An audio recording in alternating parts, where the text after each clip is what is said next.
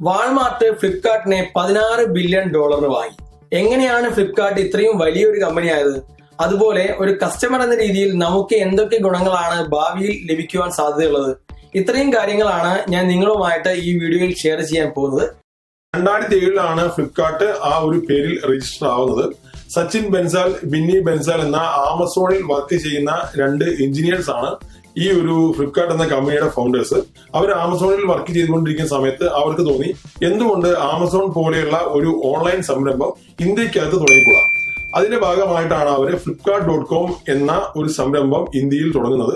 4 ലക്ഷം രൂപ ചെലവഴിച്ചിട്ടാണ് അവർ ആദ്യമായിട്ട് ആ ഒരു വെബ്സൈറ്റ് തുടങ്ങിയിട്ടുള്ളത്. അവരുടെ ആദ്യത്തെ വിൽപ്പന എന്ന് പറയുന്നത് ഒരു ബുക്കായിരുന്നു. അങ്ങനെ ബുക്കുകൾ വിറ്റുകൊണ്ടാണ് ഫ്ലിപ്കാർട്ട് ഈ ഒരു രംഗത്തേക്ക് വന്നത്. അതും നഷ്ടത്തിനായിരുന്നു അവരുടെ ആദ്യത്തെ ആ ഒരു വിൽപ്പന നടന്നിട്ടുണ്ടായിരുന്നു. നമുക്ക് എല്ലാവർക്കും അറിയാം, ഒരു സ്റ്റാർട്ടപ്പ് ബിസിനസ് വരുന്ന സമയത്ത് അതിന് വളരുവാനുള്ള ഒരു പൊട്ടൻഷ്യൽ ഉണ്ടെങ്കിൽ തീർച്ചയായിട്ടും മൾട്ടിനാഷണൽ ഭീമന്മാര് ആ ഒരു ബിസിനസ്സിലേക്ക് കണ്ണുവെക്കുവാനും അതുപോലെ അതിൽ ഇൻവെസ്റ്റ് ചെയ്യാനുള്ള സാധ്യത വളരെ കൂടുതലാണ്. നോർമലി നമ്മുടെ രാജ്യത്തൊക്കെയുള്ള മിക്കവാറും സ്റ്റാർട്ടപ്പ് ബിസിനസ്സുകളിൽ സംഭവിക്കുന്നത് ഇതാണ്. ആ ഒരു ബിസിനസ് ഗ്രോ ചെയ്ത് വരുമ്പോഴേക്കും ആരെങ്കിലും ഒക്കെ അതിന്റെ ഷെയർസ് വാങ്ങിക്കൂട്ടും, അങ്ങനെ അവരത് മറച്ചു വെക്കും. ഈ ഒരു രീതിയിലാണ് പൊതുവെ ഒരു ബിസിനസിന്റെ മൂല്യം വർദ്ധിക്കുന്നത്.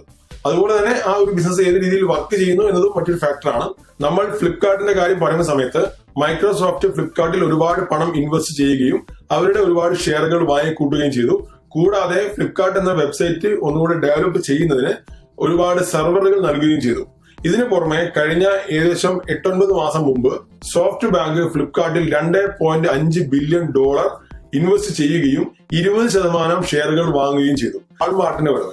വാൾമാർട്ട് ഫ്ലിപ്കാർട്ടിനെ വാങ്ങുന്നതിന്റെ ഭാഗമായിട്ട് സോഫ്റ്റ് ബാങ്കിന് $4 ബില്യൺ നൽകി. അതായത് വെറും 9 മാസം കൊണ്ട് സോഫ്റ്റ് ബാങ്കിന് $1.5 ബില്യൺ ലാഭം. വാൾമാർട്ട് എന്ന് പറയുന്നത് അമേരിക്കയിലെ റീറ്റെയിൽ ഭീമനാണ്.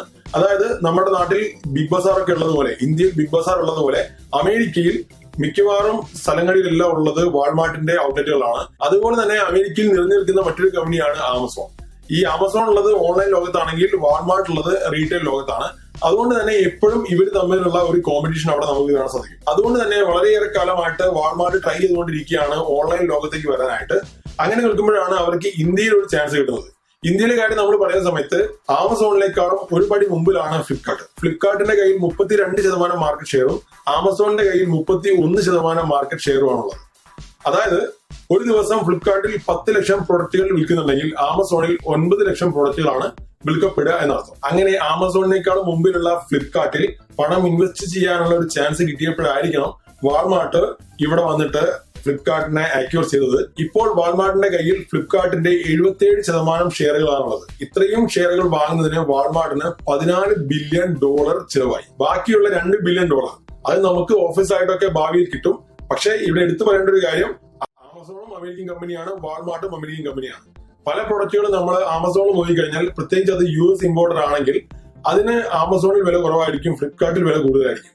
എന്നാൽ ഇപ്പോൾ വാൾമാർട്ടും അമേരിക്കയിലുള്ള വാൾമാർട്ടും ഫ്ലിപ്കാർട്ടിലേക്ക് വന്ന സ്ഥിതിക്ക് നമുക്ക് രണ്ട് വെബ്സൈറ്റുകളിലും വളരെ നല്ല രീതിയിലുള്ള ഒരു കോമ്പറ്റീഷൻ കാണാൻ വേണ്ടി സാധിക്കുമെന്നാണ്